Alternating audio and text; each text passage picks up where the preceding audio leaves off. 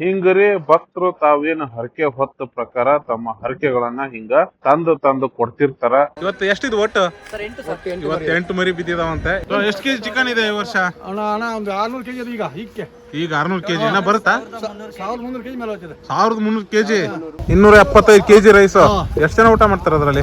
ನಾವು 500 ಜನಕ್ಕೆ 250 ಕೆಜಿ ಹಾಕ್ತಿವಿ. ಮಟನ್ನು, ಚಿಕನ್ನು, ತಲೆ, ಕಾಲು, ತರಕಾರಿ ಎಲ್ಲಾನು ಸೇರಿ ಗೊಜ್ಜು ಮಾಡ್ತಾರ. ಸುಮಾರು 5-6 ಸಾವಿರ ಜನಕ್ಕೆ ಅಡಿಗೆ ಮಾಡೋದು ಅಂದ್ರೆ ಅದೇನ ಸುಮ್ನ ಸಣ್ಣ ಮಾತಲ್ರಿ.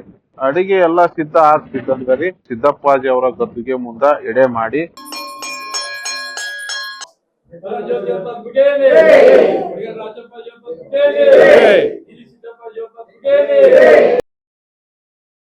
ಶರಣ್ರಿ, ಎಲ್ಲರಿಗೂ ಶರಣಾರ್ಥಿ. ಇನ್ನೊಮ್ಮೆ ನಮ್ಮ ಶ್ರೀಕಾಂತ ಸಂಚಾರ ಯೂಟ್ಯೂಬ್ ಚಾನಲ್ಗೆ ನಿಮ್ಮೆಲ್ಲರಿಗೂ ಸ್ವಾಗತ.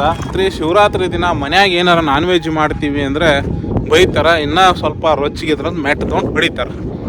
ಆದ್ರೆ ಇಲ್ಲೊಂದು ಊರಾಗ ಇಡೀ ಊರವರೆಲ್ಲರೂ ಸೇರಿ ನಾನ್ ವೆಜ್ ಅಡುಗೆ ಮಾಡಿ ಹಬ್ಬ ಮಾಡ್ತಾರೆ. ಆ ಊರಿಗೆ ನಾನು ತಿಳ್ಕೊಂಡು ಈಗ ಬಂದೇನಿ. ಚನ್ನಪಟ್ಟಣದಿಂದ ಹಲಗೂರ್ಗೆ ಹೋಗೋ ರೋಡ್ನಾಗ ಚನ್ನಪಟ್ಟಣದಿಂದ ಸುಮಾರು ಒಂದು 10 ಕಿಲೋಮೀಟ್ರು ಡಿಸ್ಟೆನ್ಸ್ನಾಗ ರೀ ಮಂಗಾಡಹಳ್ಳಿ ಅಂತ ಒಂದು ಹಳ್ಳಿ ಸಿಗ್ತೈತಿ. ಈ ಮಂಗಾಡಹಳ್ಳಿ ಒಳಗೆ ಇಂಥದ್ದೊಂದು ಆಚರಣೆ ನಡೀತೈತೆ ಅಂದ್ರೆ ಶಿವರಾತ್ರಿ ದಿನ ಖಾರದ ಅಡುಗೆ ಊಟ ಮಾಡ್ಕೊಂಡು ಮಾಡ್ತಾರೆ. ಅಂದ್ರೆ ಮರಿನ ಕಡ್ದು ಚಿಕನ್ನ ತಗೊಂಬಂದು ಅಡುಗೆ ಮಾಡಿ ಊಟ ಮಾಡಿ ರಾತ್ರಿ ಎಲ್ಲ ಜಾಗರಣೆ ಮಾಡ್ತಾರೆ.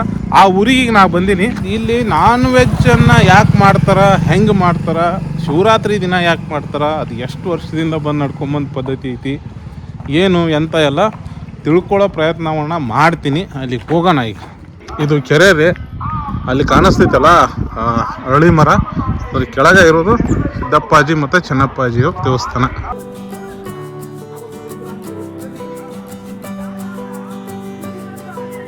ಅದು ನವಗ್ರಹ ದೇವಸ್ಥಾನ ರೀ. ಇಲ್ಲಿ ಒಳಗಡೆ ಹೋದ್ರೆ ನಮ್ಗೆ ಚೆನ್ನಪ್ಪಾಜಿ ದೇವಸ್ಥಾನಕ್ಕೆ ಹೋಗ್ತೀವಿ. ಈ ಮಠದ ಆವರಣದಾಗ್ರಿ 2 ದೇವಸ್ಥಾನ ಅದಾವ. ಅದರಾಗ ಒಂದು ಇದು ಚೆನ್ನಪ್ಪಾಜಿ ದೇವಸ್ಥಾನ. ಚೆನ್ನಪ್ಪಾಜಿ ದೇವಸ್ಥಾನದ ಆವರಣದೊಳಗಿರ್ತಕ್ಕಂತಹ ದೊಡ್ಡಮ್ಮ ಅವರ ಸಮಾಧಿ. ಇದು ಚೆನ್ನಪ್ಪಾಜಿ ಅವರ ದೇವಸ್ಥಾನ.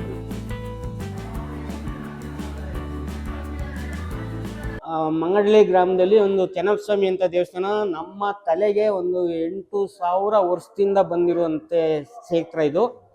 ನಾವು ಇಲ್ಲಿ ಸಿಂಪಲ್ಗೆ ಶಿವರಾತ್ರಿ ಹಬ್ಬದಲ್ಲಿ ಖಾರ ಊಟ ಮಾಡ್ಕೊತಿದ್ದೋ.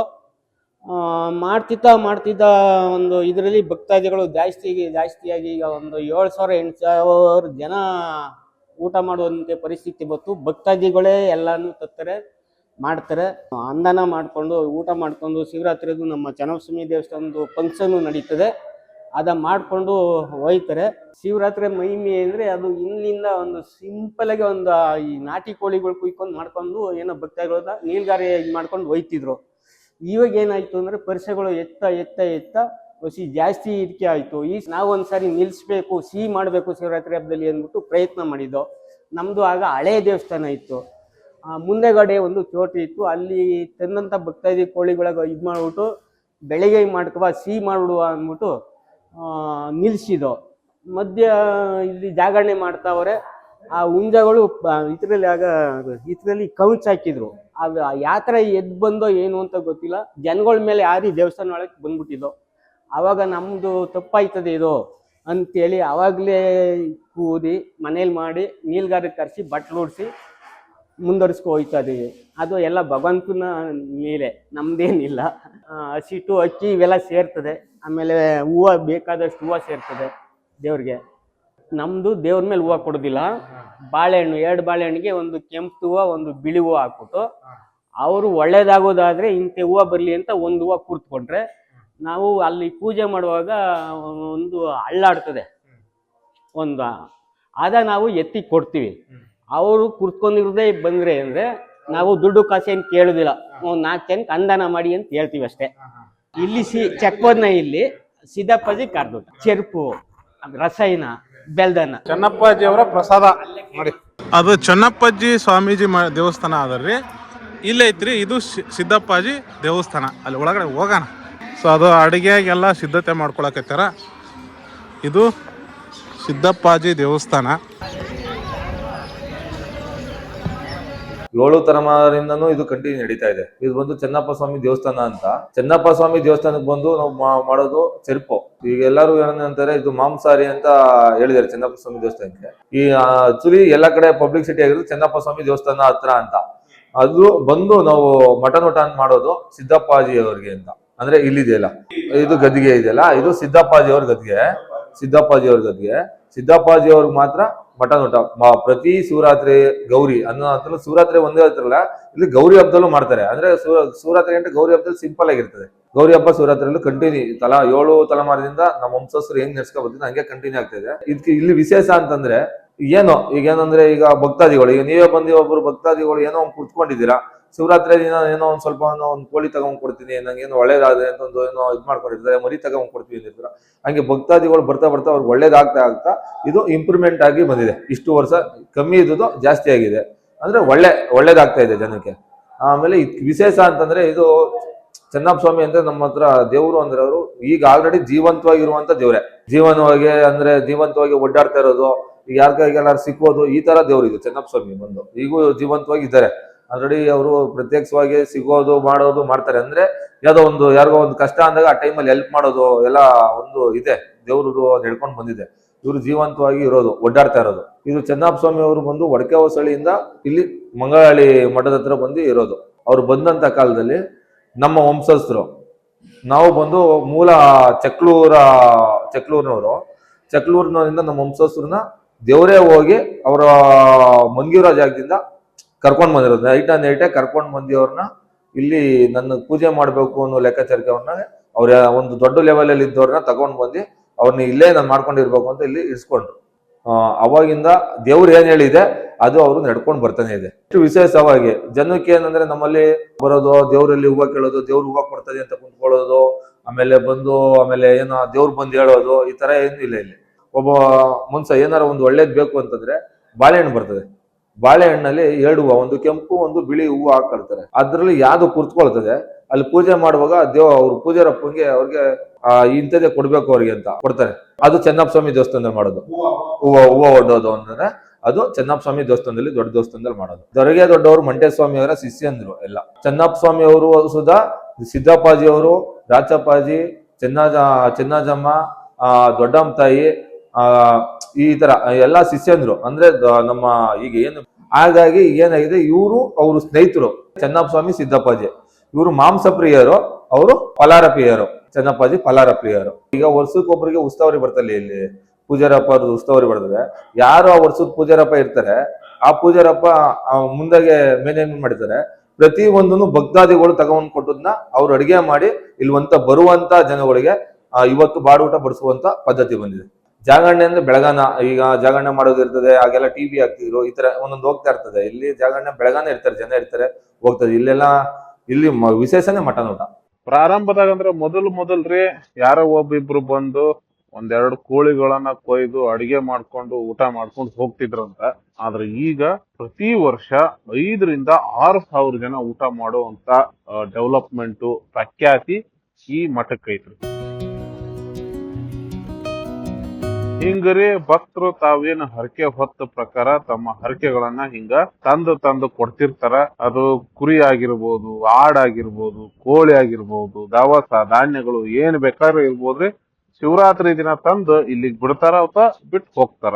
ಹಂಗರಿ ಈ ಮೇಕೆಗಳನ್ನ ತಂದು ಇಲ್ಲೇ ಇಟ್ಟು ಹೋಗ್ಯಾರ. ನಂತರ ಇವುಗಳಿಗೆ ಪೂಜೆ ಮಾಡ್ತಾರ, ಇಲ್ಲೇ ಕಟ್ ಮಾಡ್ತಾರ.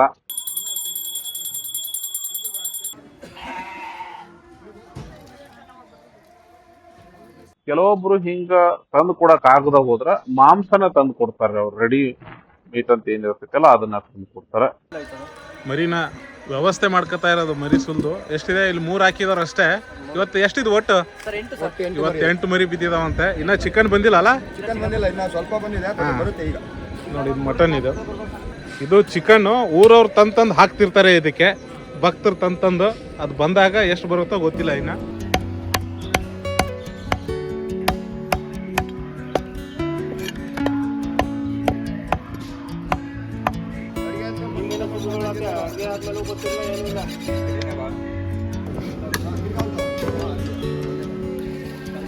ಕೆಂಡ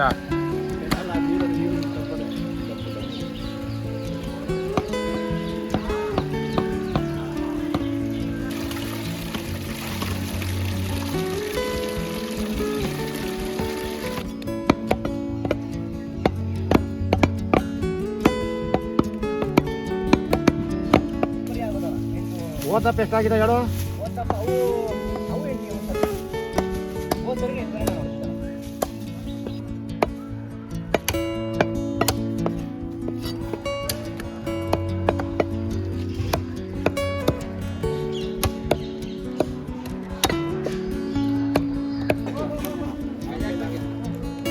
ಎಷ್ಟು ಕೆಜಿ ಚಿಕನ್ ಇದೆ ಈ ವರ್ಷ? ಅಣ್ಣ ಒಂದು 600 kg ಅದು ಈಗ 600 ಕೆಜಿ ಏನೋ ಬರುತ್ತಾ? 1300 kg ಮೇಲೆ ಹೋಗ್ತದೆ. 1300 ಕೆಜಿ ಯಪ್ಪ. ಎಬ್ಸ್ ಇವೆಲ್ಲ ಭಕ್ತರು ಕೊಟ್ಟಿರೋ ದವಸ ಧಾನ್ಯಗಳು, ಅಕ್ಕಿ ಮತ್ತೆ ಹಿಟ್ಟು. ಕೇವಲ ಮಟನ್ ಮತ್ತ ಚಿಕನ್ ಅಷ್ಟ ಅಲ್ರಿ, ತರಕಾರಿ, ಕಾಳು, ಕಡಿ, ಅಕ್ಕಿ, ಹಿಟ್ಟು ಎಲ್ಲಾನು ತಂದು ಇದೇ ನೀವು ಹರಕೆ ಹೊತ್ತಿರೋ ತಂದು ಕೊಡ್ತಿರೋದಾ? ಹರಕೆ ಹೊತ್ತು ಬೇರೆಯವ್ರು ತಂದು ಕೊಡ್ತಾರಾ? ಏನಿದೆ ಇದರಲ್ಲಿ?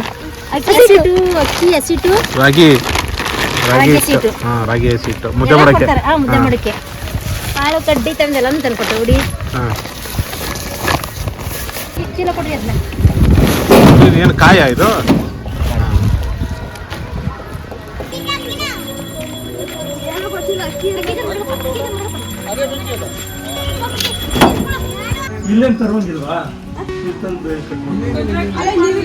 ಮತ್ತ ಇಲ್ಲಿ ಯಾವ್ದ ಪದಾರ್ಥಗಳನ್ರಿ ದುಡ್ಡು ಕೊಟ್ಟು ತರೋದಿಲ್ಲ, ಮತ್ತ ಯಾರನ್ನು ದುಡ್ಡು ಕೊಟ್ಟು ಕೆಲಸಕ್ಕ ಕರ್ಕೊಂಡು ಬರೋದಿಲ್ಲ. ಇಲ್ಲಿ ಕೆಲಸ ಮಾಡೋರೆಲ್ರು ದೇವ್ರ ಸೇವೆ ಅಂತ ಹೇಳ್ಕೊಂಡು ಮಾಡ್ತಾರ.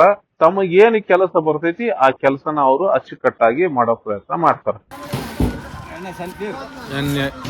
ಈ ತರ ಭಕ್ತಾದಿಗಳೇ ತಂದು ಹಿಡ್ತಿರ್ತಾರೆ. ಆಮೇಲೆ ಇಲ್ಲಿ ಕೆಲಸ ಮಾಡಕ್ ಯಾರನ್ನು ಕರೆಯೋದಿಲ್ಲ, ಬಂದವ್ರಿಗೆ ಇಂತ ಕೆಲಸ ಮಾಡೋಂತ ಯಾರು ಹೇಳೋದೂ ಇಲ್ಲ. ಅವ್ರಿಗೆ ಏನ್ ಕೆಲಸ ಬರ್ತೈತೆ ಅದನ್ನ ನೀಟಾಗಿ ಮಾಡ್ತಾರ. ಕೆಲವೊಬ್ರು ನೀರ್ ತಂದು ಹಾಕ್ತಾರ, ಇನ್ ಕೆಲವೊಬ್ರು ಒಲೆ ಹಚ್ತಾರ, ಇನ್ ಕೆಲವೊಬ್ರು ಪಾತ್ರೆ ತೊಳಿತಾರ, ಕೆಲವೊಬ್ರು ಅಡಿಗೆ ಮಾಡ್ತಾರ, ಕೆಲವೊಬ್ರು ತರಕಾರಿ ಕಟ್ ಮಾಡ್ತಾರ, ಈ ತರ.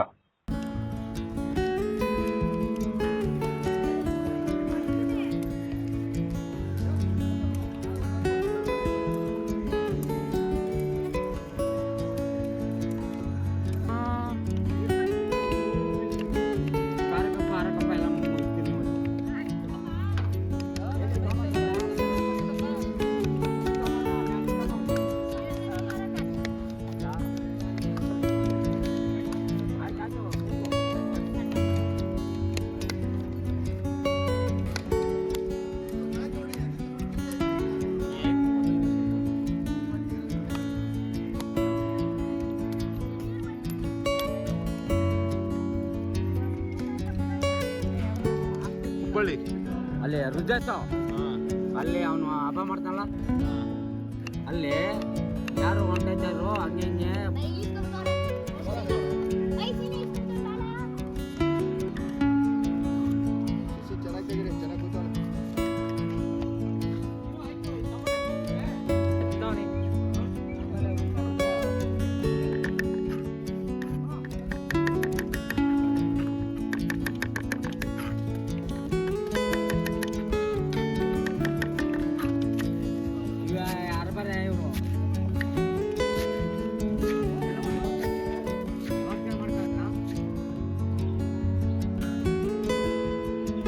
ಪಾತ್ರೆಗಳು 5,000 ಜನಕ್ಕೆ ಅಡಿಗೆ ಮಾಡ್ತಾರೆ ಇವತ್ತಿಲ್ಲಿ.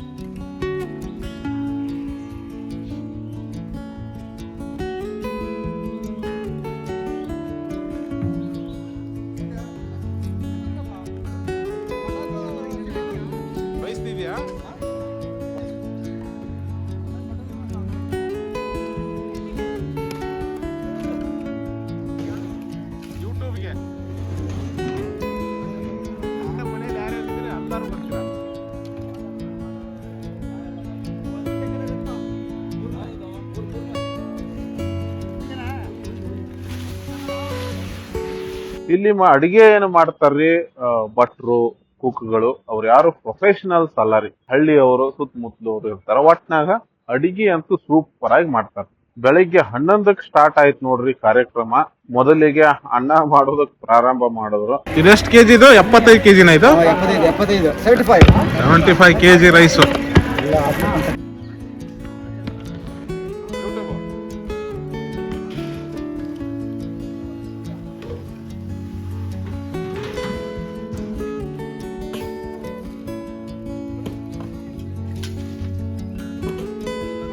ಇನ್ನೂರ 275 275 ಕೆಜಿ ರೈಸು. ಎಷ್ಟು ಜನ ಊಟ ಮಾಡ್ತಾರೆ ಅದರಲ್ಲಿ? ಆದ್ರೆ ನಾವು 500 ಜನಕ್ಕೆ ಇನ್ನೂ 150 ಕೆಜಿ ಹಾಕ್ತಿವಿ.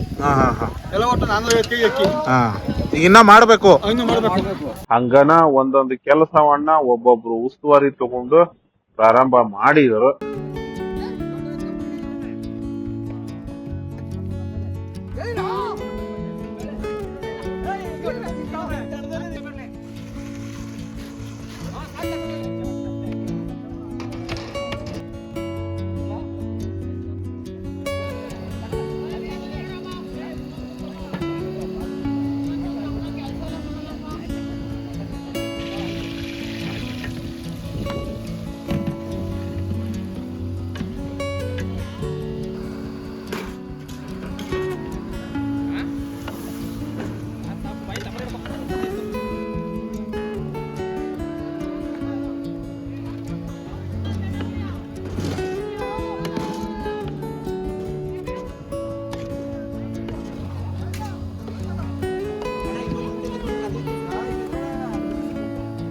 ಅಷ್ಟು ಕೊಂಬೆ, ಆಗ ಕಸ್ತೂರಿ ಮೆಂತ್ಯ, ಇದು ಚಕ್ಕೆ, ಲವಂಗ, ಏಲಕ್ಕಿಕಾಯಿ, ಮರಾಠಿ ಮೊಗ್ಗು, ಜೇಕಾಯಿ, ಪಲಾವ್ ಎಲೆ, ಅನಾನಸ್ ಹೂವು, ಕಲ್ಲುವ, ಮತ್ತೆ ಧನಿಯಾ ಪುಡಿ, ಬೆಳಗ್ಗೆ ಮೆಣಸಿಕಾಯಿ ಪುಡಿ, ನಾಟಿ ಮೆಣಸಿಕಾಯಿ ಪುಡಿ, ಕಡಲೆ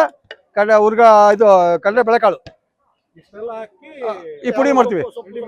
ಆಮೇಲೆ ಇದು ಮಸಾಲೆ ಮಾಡ್ಬೇಕಾರೆ ಈರುಳ್ಳಿ, ಎಣ್ಣೆ, ಒಗ್ಗರಣೆ ಮಾಡ್ಬೇಕಾರೆ ಈರುಳ್ಳಿ, ಎಣ್ಣೆ, ಮಾಮೂಲಿ ಧನಿಯಾ ಪುಡಿ, ಇದು ಮಾಡಿದಂತ ಮಸಾಲೆ ಹಾಕೋದು, ಟೊಮೊಟೊ ಹಾಕಿ ಒಗ್ಗರಣೆ ಮಾಡ್ಕೊಳ್ಳೋದು. ಅವ್ರು ರುಬ್ಬಿಸ್ತೀವಿ. ಹಿಂಗ ಹೊರಗಡೆಯಿಂದ ತಂದು ಕೊಡೋದಕ್ಕ ಮತ್ತೆ ಹೊರಗಡೆ ಏನ್ರ ಕೆಲಸಗಳಿದ್ರ ಅವನ್ನ ಮಾಡ್ಕೊಂಡ್ ಬರೋದಕ್ಕ ಅಂತಾನ ಒಬ್ರು ಇರ್ತಾರ. ಒಬ್ರು ಅಥವಾ ಇಬ್ರು ಗಾಡಿ ತಗೊಂಡು ಅವ್ರು ರೆಡಿಯಾಗೇ ಇರ್ತಾರ ಎಲ್ಲದಕ್ಕೂ.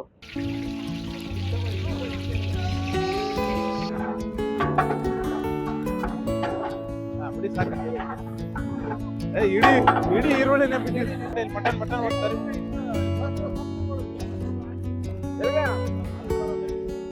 ಆಮೇಲೆ ಇಲ್ಲಿ ಮೆನ್ಯೂ ಐತಲ್ರಿ, ಬಹಳ ಸಿಂಪಲ್. ಮಟನ್ ಬೇಯಿಸ್ತಾರ, ಅದ್ರ ಬಸ್ಸಾರಿಂದ ಮಟನ್ ಸಾಂಬಾರ್ ಮಾಡ್ತಾರ್ರಿ. ಉಳ್ದಂಗ ಮಟನ್ನು, ಚಿಕನ್ನು, ತಲೆ, ಕಾಲು, ತರಕಾರಿ ಎಲ್ಲಾನು ಸೇರಿ ಗೊಜ್ಜು ಮಾಡ್ತಾರ. ಮಟನ್ ಚಿಕನ್ ಮಿಕ್ಸ್ ವೆಜಿಟೇಬಲ್ ಗೊಜ್ಜು ಮಾಡ್ತಾರ. ಅಂದ್ರೆ ಎಲ್ಲರಿಗೂ ಎಲ್ಲವೂ ಸಮಾನವಾಗಿ ಸಿಗಲಿ ಅಂತ ಅದರ ಅರ್ಥ. ಮತ್ತ ಅನ್ನ ಮುದ್ದೆ ಏನೈತಂದ್ರೆ ಕಾಮನ್ ಆಗಿ. ಇನ್ನ ನಾವು ನಾನ್ ವೆಜ್ ತಿನ್ನೋದಿಲ್ಲ, ವೆಜ್ ಅಂತ ಯಾರು ಇದ್ರ ಅವ್ರಿಗೂ ಒಂದು ಬೇಳೆ ಸಾರು ಅಥವಾ ರಸಮನ್ನ ಮಾಡಿಕೊಡ್ತಾರೆ.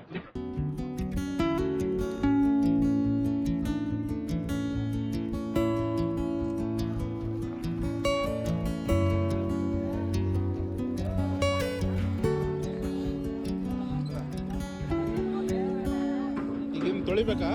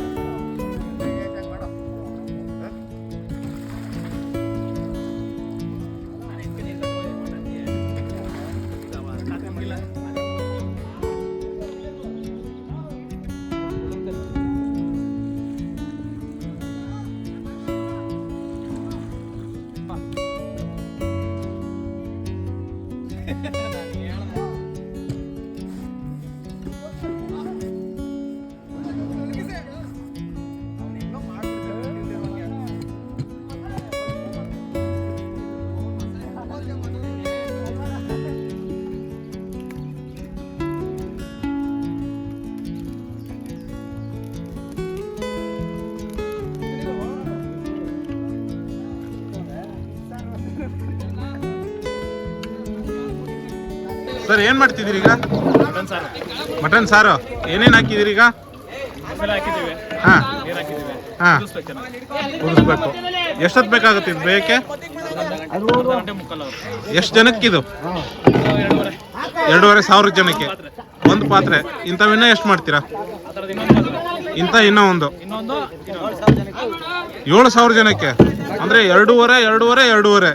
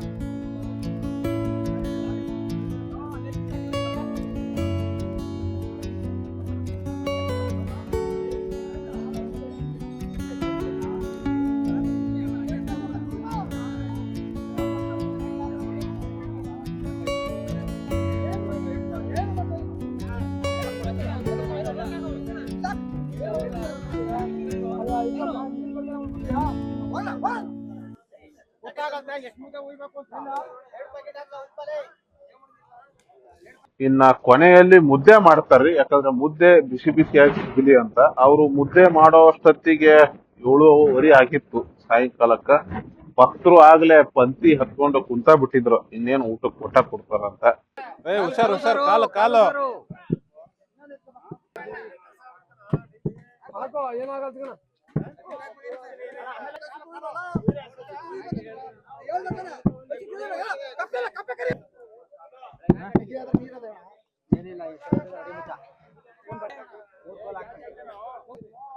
ಸುಮಾರು 5,000-6,000 ಜನಕ್ಕೆ ಅಡಿಗೆ ಮಾಡೋದು ಅಂದ್ರೆ ಅದೇನು ಸುಮ್ನ ಸಣ್ಣ ಮಾತು ಅಲ್ರಿ. ಮುದ್ದೆ ಮಾಡೋದಂತೂ ಇನ್ನ ಸಣ್ಣ ಕೆಲಸ ಅಂತೂ ಅಲ್ಲ. ಈ ತರ ಇನ್ನೂ ಒಂದು ಪಾತ್ರೆ ಒಳಗ್ ಮುದ್ದೆ ಮಾಡ್ತಾರ್ರಿ, ದೊಡ್ಡ ಪಾತ್ರೆ ಒಳಗ್. 3,000 ಜನಕ್ಕೆ 3,000 ಮುದ್ದೆ ಮಾಡ್ಬೇಕು, ಸಾಮಾನ್ಯ ಕೆಲಸ ಅಲ್ರಿ. ಇಲ್ಲಿ 4-5 ಜನ ಸೇರ್ಕೊಂಡು ಹಿಟ್ಟನ್ನ ರೆಡಿ ಮಾಡ್ಬೇಕೀಗ. ಮಾಡಕತ್ತಾರ. ಇದೇನ್ ಮಾಡ್ತಿದ್ದೀರಿ? ಅಂದ್ರೆ ಯಾರು ಮಾಂಸ ತಿನ್ನಲ್ಲ ಅವ್ರಿಗೆ. ಇನ್ನೊಂದು ಕಡೆ ಬೇಳೆ ಸಾರು ರೆಡಿ ಆಗಕತ್ತೈತಿ.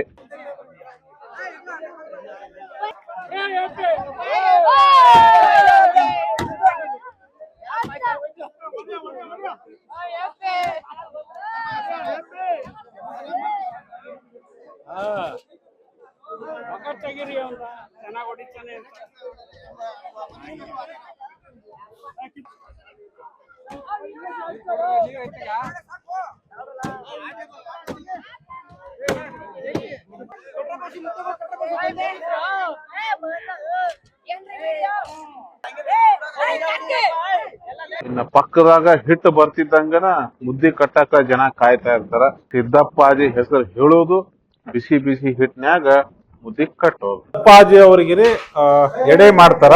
ಎಡೆ ಆದ್ಮೇಲೆ ಏನ್ ಹೊರಗಡೆ ಭಕ್ತರು ಪ್ರಸಾದ ಕಾಯ್ಕೋತ ಕೂತಾರ, ಅವ್ರಿಗೆಲ್ಲ ಊಟ ಹಾಕ್ತಾರ. ಎಡೆ ಮಾಡೋದು ಹೆಂಗ್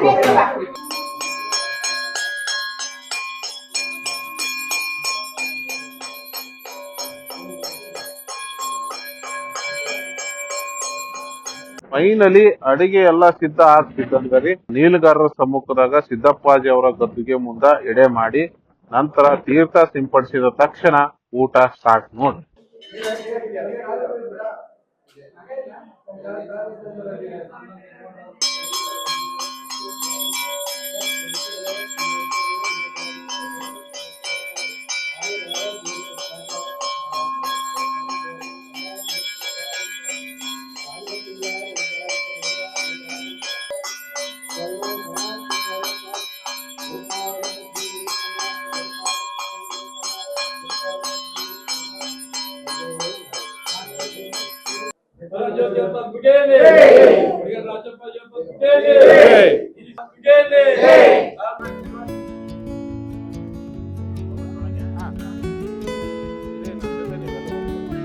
ಈ ಕಡೆ ಹಂಗೆ ಸುತ್ತಮುತ್ತಲ ಹಳ್ಳಿ ಜನ ಬಂದು ಸೇರ್ತಾರೆ. ಗಾಡಿ ನಿಲ್ಸೋದಕ್ಕೂ ಜಾಗ ಇರೋದಿಲ್ಲ, ಹಂಗ ವೆಹಿಕಲ್ ಗಳು ಬಂದಿರ್ತಾವು. ಇದು ಪ್ರತಿ ವರ್ಷದ ನಡ್ಕೊಂಡ್ ಬಂದಿರೋ ಪದ್ಧತಿ.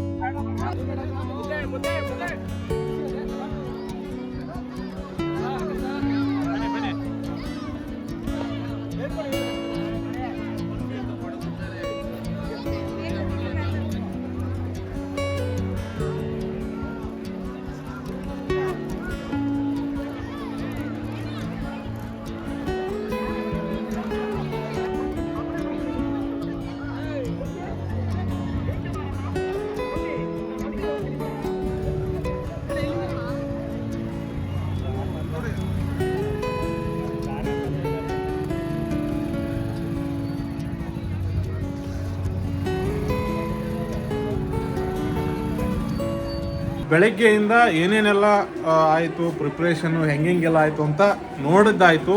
ಈಗ ಈ ಮಹಾಪ್ರಸಾದನ ನಾವು ಟೇಸ್ಟ್ ಮಾಡ್ಬೇಕ್ರಿ. ಆ ಟೈಮ್ ಬಂದೈತಿ, ನಾವು ಕಾಯಬೇಕು. ಅಷ್ಟೊಂದು ಜನ ಇರೋದ್ರಿಂದ ಏನು ಮಾಡೋಕ್ಕಾಗಲ್ಲ. ನಾವು ಕಾದು ಊಟ ಮಾಡಿಕೊಂಡು ಹೊರಡಬೇಕು.